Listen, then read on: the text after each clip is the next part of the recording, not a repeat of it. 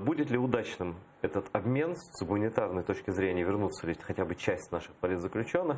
И второе, зачем русским нужен был этот шум? І фейки. Ну, вони перевіряють загалом український сегмент соцмереж на те, наскільки важливо, для того, щоб потім використовувати температуру, яку вони заміряють в суспільстві в українському під час перемовин. Але що Росії потрібно зараз? Це одного із звинувачених, якого отримує СБУ, якого вивезли у справі збитого Боїнга MH17. І Росія, для неї життєво важливо зараз його отримати. Якщо Росія отримує цього, то вона фактично, якщо Україна його видає, то Україна видає головного обвинувачуваного і фактично звільняє Росію від Гааги.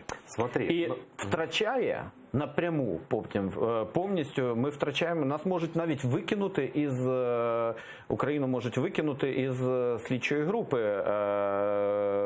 міжнародної слідчої групи по MH17, тому що вони підозрюваним здають головного учасника цього злочину, який вже ідентифікований, мало того, він перебуває під юрисдикцією слідчої групи. Все. І вибачте, оце от якраз Росії важливо.